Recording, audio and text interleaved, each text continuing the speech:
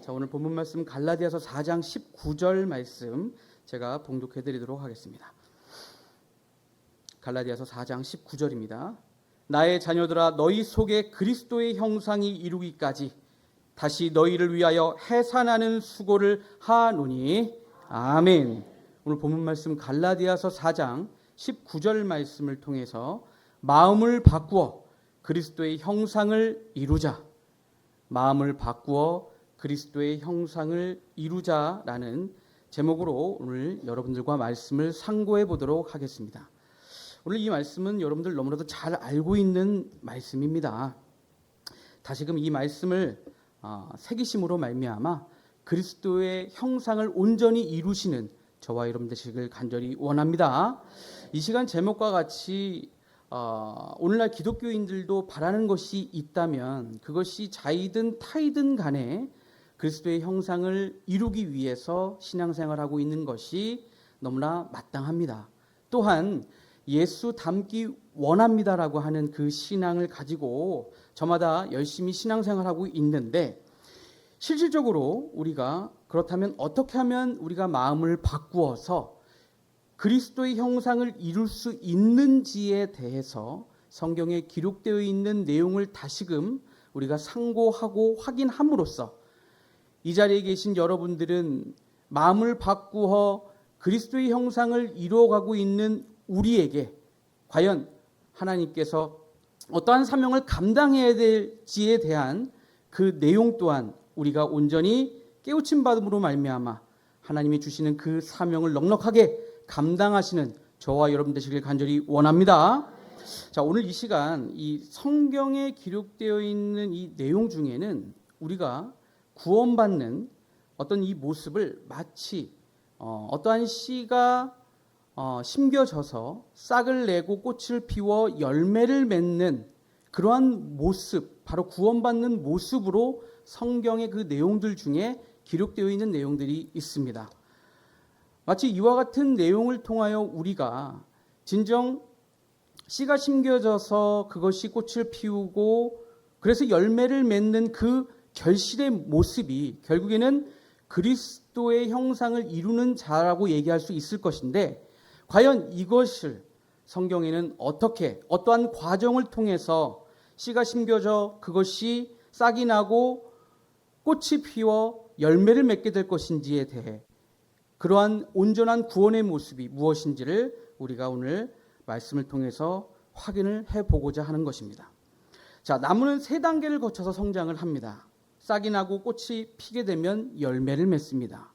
자, 창세기 40장 10절 말씀을 보시면 그 나무에 세 가지가 있고 싹이 나서 꽃이 피고 포도상이가 익었고라고 말씀하신 것처럼 싹이 나고 꽃이 피면 포도송이 열매가 달리우는 것은 변할 수 없는 진리인 것입니다. 그렇다면 우리는 하나님과 예수님을 믿는 입장에서 우리는 어떠한 싹을 내야 되는 것입니까? 바로 예수님의 싹을 내야 되는 것입니다. 그 어떠한 싹도 하나님께서는 인정하지 아니하시고 하나님이 인정하시는 싹은 바로 예수님의 싹을 내야 되는 것인 줄 믿습니다. 그러므로 이 예수님의 싹은 연하고 순하다라고 기록되어 있습니다. 이사야서 53장 2절 말씀에 보면 그는 주 앞에서 자라나기를 연한 순 같고라고 말씀하심으로써 우리 또한 예수님을 믿는 입장에서 어떠한 싹을 내야 되는 거예요? 연한 싹을 내었을 때에 우리 마음은 바로 예수님과 닮은 그런 마음으로서 나타남 받게 될 것인 줄 믿습니다. 자, 오늘 본문 말씀 갈라디아서 4장 19절 말씀을 보시겠습니다. 나의 자녀들아, 너희 속에 그리스도의 형상이 이루기까지 다시 너희를 위하여 해선하는 수고를 하노니라고 말씀하고 있어요.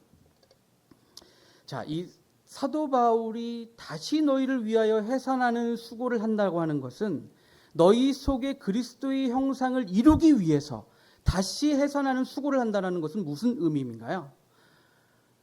처음에 해산한 수고를 있었지만 그것이 이루어지지 않았기 때문에 다시 너희 속에 그리스도의 형상을 이루게 하기 위해서 해산하는 수고를 한다라고 말씀하고 있는 거예요. 왜 갈라디아 교인들에게 어떠한 일이 있었기 때문에 이렇게 사도 바울이 말씀하고 있는지에 대한 본문 말씀을 본문 말씀을 통해서 사도 바울이 이렇게 말씀하고 있는지에 대한 배경을 한번 우리가 살펴보도록 하겠습니다. 자, 갈라디아서는 AD 48년에서 50년경에 사도 바울이 쓴 서신서입니다. 갈라디아 교회 교인들에게 편지를 쓰게 된 배경은 유대인들이 이방인의 그 개종자들에게, 즉 이방인들 중에서 개종하고자 하는 자들에게 바로 유대인의 관습인 할례나 모세의 율법을 강요하였고 또 그것을 받아들이게끔 한다라고 하는 것을 남쪽 갈라디아 선교 여행을 바나바와 함께 성공적으로 마치고 난 이후에 얼마 되지 않아서 그 소식을 듣게 됩니다. 또한 이 유대인들은 사도 바울의 사도권을 부정하였고 또한 십자가의 구속을 반대함으로써 다른 복음을 갈라디아 교인들에게 전파하였다라는 것을 사도 바울은 알게 됩니다. 그렇기 때문에 이 갈라디아 교인들에게 편지로 서신을 하게 된 그 이유인 것입니다. 자, 오늘 본문장인 갈라디아서 4장 1절에서 7절에 해당되는 내용, 9절에 해당되는 내용을 우리가 살펴보면은 때가 차서 우리는 어렸을 때에는 어려서 종로를 탈 수밖에 없었지만 때가 참으로 하나님의 정한 때가 참으로 우리는 더 이상 청지기와 또한 그런 청지기 밑에서 우리가 종로를 탈 필요가 없다. 왜냐하면 율법 아래에 있는 우리를 속량하셨기 때문에, 그렇기 때문에 우리는 더 이상 종로를 할 필요가 없다. 왜냐하면 아들의 명분을 얻게 하기 위해서 아들의 영을 우리 마음 가운데 보내사 아바 아버지라 부르게 하였다. 율법 아래서 종노릇할 수밖에 없었던 우리를 바로 아들의 영을 우리 마음 가운데 보냄으로 말미암아 주종의 관계에서 아버지와 아들의 관계로 그렇게 사도 바울은 갈라디아 교인들에게 말씀을 전파해 주었다는 사실을 알 수가 있습니다. 이 아들의 영이라고 하는 것은, 이 영은 요한복음 6장 63절 말씀에 내가 너희에게 이른 말이 영이요 생명이라고 말씀하셨는 것처럼 바로 아들의 말씀, 예수님의 말씀을 통하여 비로소 우리는 하나님의 아들이 될 수 있다라고 하는 것을 알려주게 된 것입니다. 그러므로 말미암아 너희들은 이후부터는 종이 아니요 아들이니 아들이면 하나님으로 말미암아 유업을 이을 자니라. 감히 종이 어떻게 하나님의 유업을 이을 수가 있겠습니까? 그런데 아들이 된 상태에서는 아버지의 유업을 잇는 것이, 아버지의 유업을 받는 것이 너무나 마땅한 것인 줄 믿습니다. 그래서 너희는 아버지의 속뜻을 알아서 아버지를 알았거늘, 그리고 아버지도 너희를 아신 바 되었는데 어찌하여 약하고 천한 초등 학문, 바로 율법 아래서 너희들은 왜 거기서 종노릇 하려고 하느냐라고 하는 것을 사도 바울이 갈라디아 교인들에게 말씀하고 있다는 거예요. 너희 속에 그리스도의 형상을 이토록 이루기 위해서 하나님의 속에 해당되는 하나님의 참된 말씀을 너희들에게 알려주었거늘 너희들은 그렇게 하지 않았다. 유대인들과 거짓 교사들로 인해서 너희들은 다시 제자리로 돌아갔다. 그래서 나는 너희들을 다시 해산하는 수고를 해야 된다라고 하는 것이 오늘 본문 말씀의 사도 바울의 고백이라는 것입니다. 그런데 우리가 지금 살펴봤던 이 말씀이 오늘날 비추어 봤을 때 어떻습니까? 오늘날도 똑같다라는 것입니다. 오늘날도 바로 율법 아래서 우리를, 예수님의 십자가를 통해서 우리를 속량하였거늘 아직도 율법 밑에서 뭐하고 있어요? 종노릇하고 있다는 거예요. 죄인으로 종노릇하고 있는 것이 지금 이 시대까지 이어지고 있다는 사실입니다. 그렇다면 사도 바울이 갈라디아 교인에게 너희들 속에 바로 그리스도의 형상을 이루기 위해서 말씀하신 이 내용을 오늘날에도 그와 같은 내용을 알지 못하고 율법 아래에서 죄인으로서 종노릇하고 있다라고 한다는 것은 그들의 모습은 결국에는 어떠한 모습이라는 거예요? 그리스도의 형상을 이루어내지 못했다라는 것입니다. 겉으로만 우리가 거룩한 척, 교회를 열심히 나간다고 해서 우리가 예수 닮기 원합니다, 또는 예수의 닮은 신앙이 유지될 수 있는 게 아니라는 겁니다. 그 속에는 하나님이 우리에게 정확하게 무엇을 원하는지 그 뜻대로 우리가 나타남 받아야지만 우리는 우리 속에서 그리스도의 형상을 온전히 이루어 나갈 수 있다라는 사실입니다. 그러므로 갈라디아서 5장 18절 말씀에 너희가 만일 성령의 인도하시는 바가 되면 율법 아래 있지 아니하리라.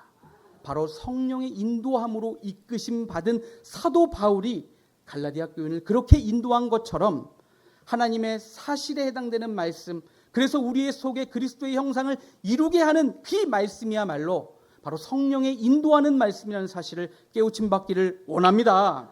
그러므로 이와 같이 오늘날 결코 변하지 않는 이 신앙의 모습을 우리는 어떻게 그들의 마음을 변하게 하고, 그래서 그리스도의 그 형상의 모습을 이루게 할 수 있는지 오늘 이 말씀을 다시금 상고하시고 깨우침 받음으로 말미암아 그 사명을 넉넉하게 감당하시는 저와 여러분 되시길 간절히 원합니다. 자, 갈라디아서 4장 19절 말씀을 다시 보시면 너희 속에 그리스도의 형상을 이루기 위해서 해산하는 수고를 한다는 것은 뭐예요? 겉의 사람의 모습을 위해서가 아니라 너희 속에 정말 그리스도의 형상을 이루기 위해 힘쓰고 애쓴다라는 거예요. 우리가 겉으로 아무리 정말 좋은 일을 하고 교회 안에서 좋은 일을 하고 착한 일을 하고 도덕적이고 윤리적인다 하더라도 우리 속에 그리스도의 말씀, 하나님의 말씀이 없으면 그리스도의 형상의 모습으로 이루어갈 수 없는 것입니다. 그렇기 때문에 참된 하나님의 말씀을 알려주어서 그리스도의 형상을 이루게 하기 위해서 다시 해산하는 수고를 한다라고 하는 것은 그만큼 정성과 사랑이 있기 때문에 그렇습니다. 또한 사도 바울 안에는 이미 예수님의 그 생명의 싹이 자라나고 있기에, 그래서 그리스도의 형상을 어떻게 이룰지 알고 있는 자로서 그 생명을 통하여 그리스도의 그 장성한 분량까지 이르게 하기 위해서 그처럼 힘쓰고 애씀으로 바로 해산하는 수고를 하고 있다는 것을 통하여 우리도 이와 같이 우리에게 전도 열매가 있다면 그 전도 열매를 어떻게 해야 되겠어요? 힘쓰고 정말 사랑하는 마음으로 어떻게 하든지 그 마음에 싹을 내게 하여 정말 그리스도의 형상을 이루게 하는, 정말 그와 같은 상태로 유지시키고 또한 이끌어주는 그러한 자가 됐을 때에 우리 마음에는 무엇이 나는 거예요? 예수의 싹이 난 자로서 예수의 그 그리스도의 그 형상을 닮아가는 자로 나타남 받게 된다는 사실을 깨우침 받기를 원합니다. 자, 오늘 본문 이 제목에 마음을 바꾸어 그리스도의 형상을 이루는 자입니다. 과연 이 마음은 어떻게 해서 바꿀 수 있는가요? 이 마음을 바꾼다라고 하는 그 의미는 성경에 어떻게 비유하고 설명하고 있는지를 우리가 온전히 깨달아서 마음을 바꾸어 그리스도의 온전한 형상을 이루는 저와 여러분 되시길 간절히 원합니다. 고린도후서 4장 4절 말씀에 보면은 그리스도는 하나님의 형상이라고 했습니다. 그러므로 우리가 그리스도의 형상을 이루어가는 그 목적은 바로 그리스도는 하나님의 형상이기 때문에 우리는 그리스도의 형상을 이루어야 된다는 것입니다. 예수님께서 하나님의 나라에 대해서 비유로 말씀하신 내용이 있습니다. 마가복음 4장 26절에서 28절 말씀을 보면은 또 가라사대 하나님의 나라는 사람이 씨를 땅에 뿌림과 같으니 저가 밤낮 자고 깨고 하는 중에 씨가 나서 자라되 그 어떻게 된 것을 알지 못하느니라. 28절입니다. 땅이 스스로 열매를 맺되 처음에는 싹이요 다음에는 이삭이요 그 다음에는 이삭의 충실한 곡식이라. 이러한 순서의 절차를 거쳐서 우리가 충실한 그 이삭의 충실한 곡식이 되었을 때 어디에 들어간다라는 거예요? 하나님의 나라에 들어간다라고, 하나님의 나라를 이처럼 싹이 나고 꽃이 피어서 이삭의 충실한 곡식이 돼야 된다라고 하는 것을 설명하고 있다라는 것입니다. 자, 이 이삭은 이삭을 말하는 것인데 처음부터 이 이삭은 열매의 모양만 갖추었지 그 안에 있는 내용물은 정말 하얀 물이 들어 있습니다. 딱딱한 알곡이 처음부터 들어 있을 수가 없죠. 딱딱한 알곡이 되기 위해서는 어떠한 그 과정이 필요한 것입니까? 바로 시편 84편 11절 말씀처럼 하나님은 해요 방패라고 말씀하신 것처럼 하나님의 말씀의 햇빛을 받아야지만 이 물밖에 없는 이 이삭 안에 이 알곡이 단단해질 수 있다는 것입니다. 그렇다면 하나님의 나라에 들어가는 우리가 싹을 내어서 이삭이 되어가는 단단한 그 알곡이 되기 위해서는 우리는 어떠한 과정이 필요한 것입니까? 바로 하나님의 그 성전에 정말 충성과 봉사를 통하여서 우리가 열심을 다할 때, 또한 말씀 듣는 데에 게을리하지 않을 때에 우리의 알곡은 더욱더 단단해질 수밖에 없다라는 것입니다. 그러기 위해서 그러한 단단한 알곡이 되었을 때 우리는 이삭의 충실한 곡식으로서 하나님의 나라에 들어갈 것을 비유적으로 말씀하고 있는 것입니다. 자, 세상에는 두 가지 싹이 자라나고 있다고 해요. 이것을 말씀하신 내용이 마태복음 13장 37절에서 40절의 내용인데 한번 말씀을 보도록 하겠습니다. 마태복음 13장 37절에서 40절입니다.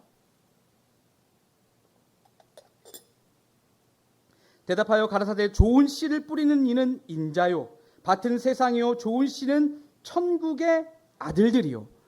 바로 인자 되신 예수님께서 좋은 씨를 뿌렸는데 마가복음 4장 14절 말씀에 보면 뿌리는 자는 말씀을 뿌리는 것이다 라고 하심으로써 이 좋은 씨는 말씀의 씨라는 것을 우리는 알 수가 있어요. 그래서 이 좋은 씨는 천국의 아들들이라고 말씀하시고 이 씨를 어디다 뿌렸대요? 밭은 세상이요. 바로 세상 밭에다가 이 좋은 씨를 뿌렸다라는 것을 알 수가 있습니다.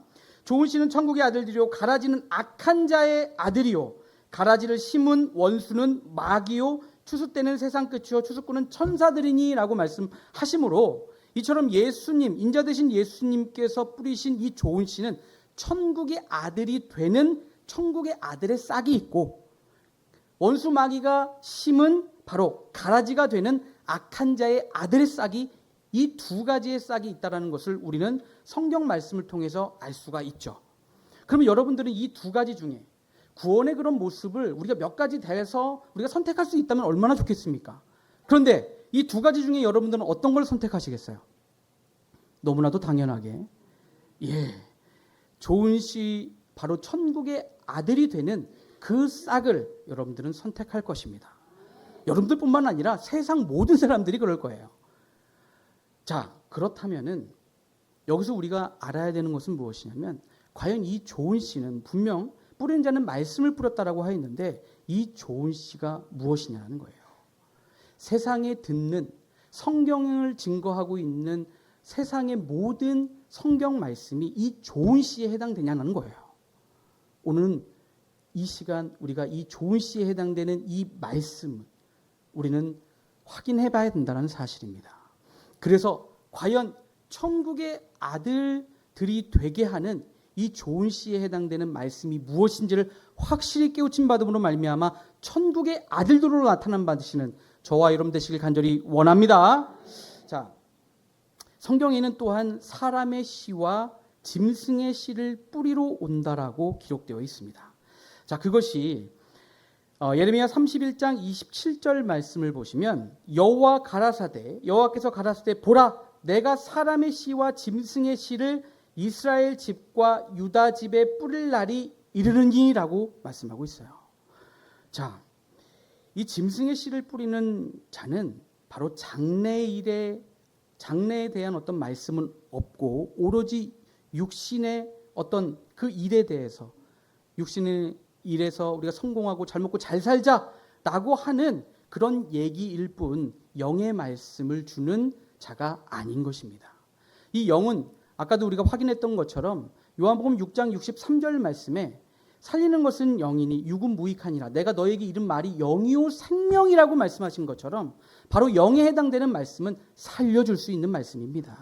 살려줄 수 있는 말씀을 우리는 들어야지만 천국의 아들들이 될 수 있다라는 거예요.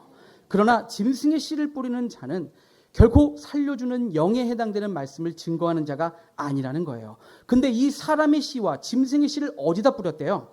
예레미야 31장 27절에 이스라엘 집과 유다 집에 뿌릴 날이 이른다라고 기록되어 있어요. 자, 처음에는 이 이스라엘이 한 나라였죠.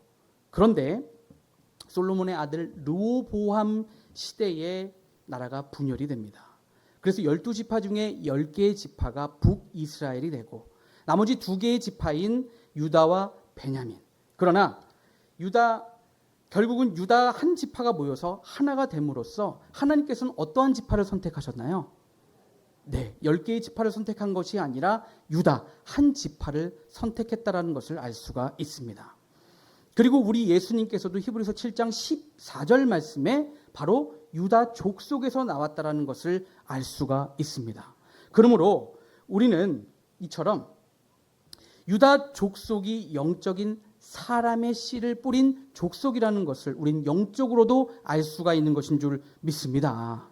그렇다면 우리가 여기서 중요한 것은 무엇이냐면 바로 천국의 아들이 되게 하는 이 좋은 씨, 또한 사람의 씨, 그래서 이 씨가 우리 마음밭에 심겨져서 그리스도의 형상을 이루게 하는 이 천국 복음에 해당되는 이 말씀이 어디에 심겨져야 되는 거예요. 제가 이미 말씀을 드렸는데요. 바로 우리 마음에 뿌려져야 된다라고 말씀에 기록이 되어 있습니다.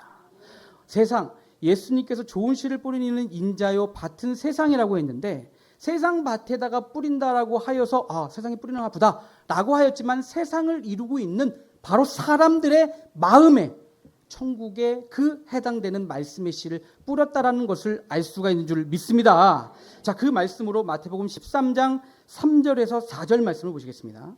예수께서 비유로 여러 가지로 저희에게 말씀하여 가라사대 씨를 뿌리는 자가 뿌리로 나가서 뿌릴새 덜어는 길가에 떨어져 새들이 와서 먹어버렸고 라고 했어요. 바로 이 씨를 뿌리는 자로 비유된 것은 바로 우리 예수님께서 좋은 씨, 바로 말씀의 씨를 뿌리셨는데 바로 이것을 길가에 떨어진 이 씨는 새들이 와서 먹어버렸다고 하는 이 실상의 말씀은 마태복음 13장 19절 말씀에 기록이 되어 있습니다. 자, 마태복음 13장 19절입니다. 아무나 천국 말씀을 듣고 깨닫지 못할 때에는 악한 자가 와서 그 마음에 뿌리운 것을 빼앗나니 라고 말씀하심으로써 이 천국 말씀을 어디다 뿌렸대요? 사람의 심전, 사람의 마음에 뿌렸다라는 것을 알 수가 있습니다. 그러나 사람의 마음에 뿌렸지만 길가에 뿌려진 씨는 바로 새로 비유된 악한 자가 빼앗았다라는 것은 무엇을 의미해요? 천국 말씀을 들었지만 그 천국 말씀을 깨닫지 못할 때에는 그것을 빼앗는다라고 비유적으로 또한 실상으로 말씀하고 있는 것인 줄 믿습니다. 자, 여러분들 생각을 해보십시오. 길가에 떨어진 씨는 그 씨가 제대로 자랄 수 있는 환경입니까? 제대로 자랄 수 있는 환경이 아닌 것입니다. 또한 자갈밭이나 또한 가시밭은 마찬가지로 아무리 좋은 씨가 심겨진들 그 씨가 자라날 수 없다라는 것을 우리는 말씀을 통해서 알 수가 있습니다. 자, 그런데 마태복음 13장 23절에 이런 말씀이 기록이 되어 있어요. 좋은 땅에 뿌리었다라는 것은 말씀을 듣고 깨닫는 자니 결실하여 혹 100배 혹 60배 혹 30배가 되느니라 하시더라라고 말씀하셨어요. 이 좋은 땅이라고 하는 것은 바로 말씀을 듣고 깨달으면 그 땅이 좋은 땅인 거예요. 이것은 무엇을 의미합니까? 나는 심성이 착해서 그냥 나는 윤리 도덕적으로 너무나도 착하고 올바른 사람이라서 나는 좋은 땅, 옥토밭이야 이렇게 내가 얘기할 수 없다라는 거예요. 좋은 씨에 해당되는 말씀을 깨달은 그 땅이 바로 무슨 땅이라는 거예요? 옥토밭이고 좋은 땅이라는 거예요. 왜 그런가요? 좋은 씨에 해당되는 말씀을 내가 들었을 때 내가 세상의 어떤 근심과 걱정과 욕심으로 인해서 내 마음이 자갈밭이구나. 내 마음이 가시밭이구나. 그렇기 때문에 내 안에 정말 그리스도의 형상을 이루기 위한 싹이 나오지 못하고 있는 거구나. 이러한 사실을 점검하고 알 수 있는 것은 무엇 때문에 그런 거예요? 좋은 씨에 해당되는 말씀을 통하여 내가 깨달았기 때문에 나의 그 심령의 상태를 알 수가 있다는 거예요. 그렇기 때문에 내가 세상의 그런 어떤 겉사람으로 인해서 세상의 욕심을 품어서 또한 돈과 명예와 그 어떠한 것을 내가 품고 있다면 그 심령은 정말 옥토밭이 될 수가 없는 거예요. 그러나 내가 말씀을 깨닫는 순간 내 마음이 가시밭이구나, 자갈밭이구나, 이거를 다 들어 엎어야겠구나, 개간해야겠구나 라고 하는 순간, 그 말씀을 깨닫고 그렇게 생각하는 순간 어떻게 되는 거예요? 좋은 밭이 되기 위해서 개간한다라는 거예요. 그 개간된 좋은 밭에 좋은 씨가 심겨져 싹이 나게 되고 꽃을 피워서 열매를 맺게 될 것을 말씀하고 있는 것인 줄 믿습니다. 그러므로 우리는 이와 같은 하나님의 말씀의 깨달음의 그 지혜를 통하여 우리 육신의 어떤 욕심으로 인해서 싹을 내지 못하고 있는 요인에 대해서 잘 점검하시어 우리의 마음의 심령의 옥토밭, 좋은 씨가 마음에 뿌려진다고 했으니까 그 마음을 잘 개간하여 좋은 땅으로 만들어 싹을 내고 꽃을 피워 열매를 맺는 저와 여러분 되시길 간절히 원합니다. 그렇다면 여기서 중요한 것은 무엇이냐면 우리의 마음의 밭을 옥토밭이요 또한 좋은 밭으로 만들고 우리 마음의 밭에 예수님의 싹이 나게 하고 또한 그것이 꽃이 피어 열매를 맺게 하기 위해서는 무엇이 필요한 거예요? 좋은 씨. 그렇지 않습니까? 좋은 씨에 해당되는 바로 이 말씀의 씨가 우리에게 너무나도 필요하다는 거예요. 이 좋은 씨, 이 말씀의 씨는 바로 살아있는 씨입니다. 살아있는 씨뿐만 아니라 살아있다라는 것은 우리를 살릴 수 있는 좋은 씨요 바로 생명의 씨앗이라는 것을 알 수가 있습니다. 바로 우리를 살려주는 그 생명의 씨, 좋은 씨가 무엇인지를 우리는 확인해 봐야 된다는 거예요. 자, 먼저 민수기 17장 1절에서 8절 말씀을 보시면 모세가 이스라엘 백성들을 출애굽시켜서 가나안 땅으로 인도하는 그 여정 가운데에 과연 이스라엘 백성들을 인도할 수 있는 지파가 어느 지파가 될 것이냐에 대한 논쟁이 벌어졌어요. 그래서 하나님께서는 이것을 아시고 모세에게 각 지파별 12개의 그 지파의 그 지팡이를 언약궤 위에 두어라. 그래서 다음 날 싹이 나는 지팡이가 바로 이스라엘 지파를 인도하는 지팡이를 삼을 것이다 라고 하는 것을 모세에게 알려주고 모세는 그러한 내용을 전달을 하게 됩니다. 그리고 이튿날에 언약궤 위에 12개의 지파의 그 지팡이 중에 어떠한 지팡이가 싹이 났나요? 아론의 지팡이에 싹이 나고 심지어 뭐가 났어요? 꽃이 피고 살구나무 열매가 맺혔다라는 것을 알 수가 있습니다. 그러므로 이스라엘 백성들을 인도하는 이 지팡이는 바로 아론의 지팡이, 아론의 지파에서 이스라엘 백성들을 인도하는 그 사실에 대해서 모든 백성들이 순종하고 인정할 수밖에 없었다라는 거예요. 그러나 우리 구약 시대의 이 가나안의 이 노정은 결국은 마지막 때에 이루어지는 천국 노정을 비우빙자해서 우리에게 보여주고 있는 것 아니겠습니까? 마지막 때에 이처럼 영적인 가나안 땅을 인도하는 지팡이도 하나님이 선택하는 지팡이라는 거예요.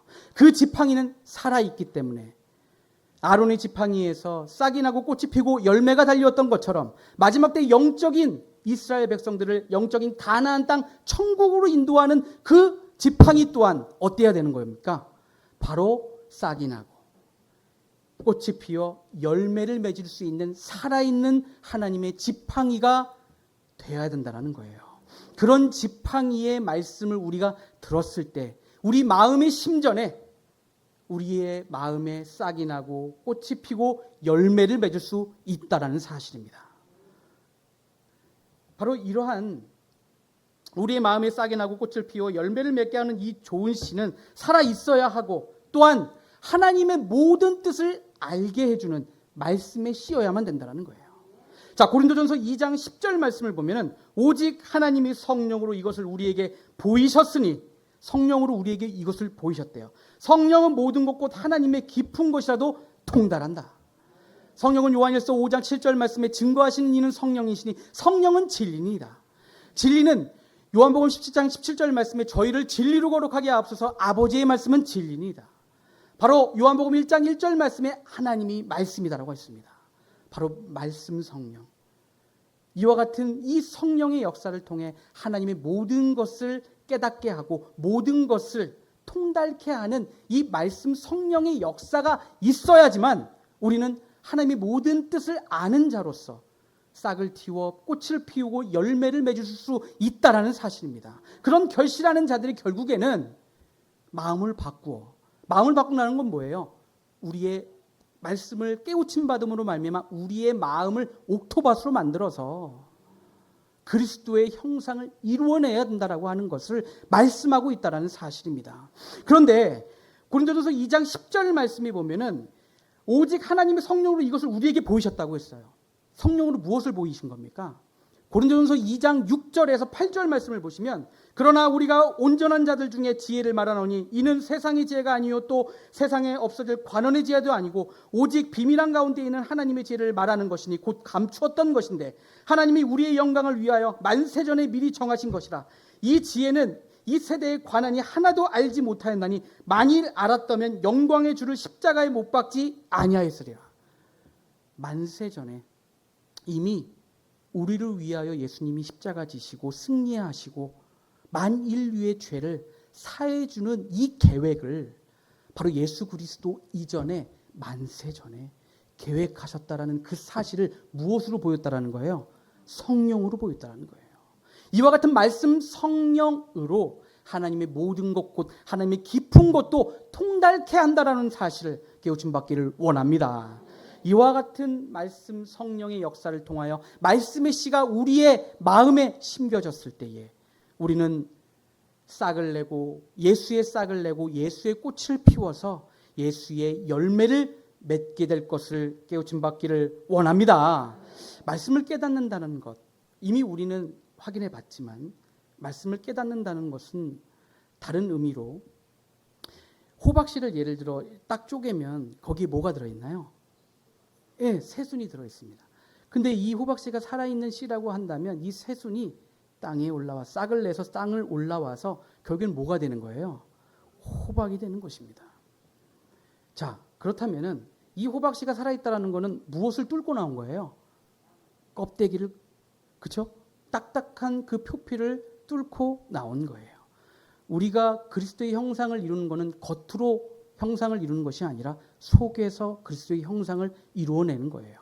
그렇기 때문에 하나님의 살아있는 그 말씀의 씨로 우리 마음에 심겨져서 우리는 싹을 내고 꽃을 피우고 열매를 맺는다는 것은 우리 속에서 그리스도의 형상을 이루어가는, 그래서 우리는 육체가 있고 이러한 겉사람 육신이 있지만 이러한 우리의 육신의 모습, 우리 안에 그리스도의 형상을 이루어낸 자들은 바로 그리스도의 형상을 이루어낸 그 살아있는 생명의 말씀으로 우리의 삶이 시작이 된다는 것을 알 수가 있는 줄 믿습니다.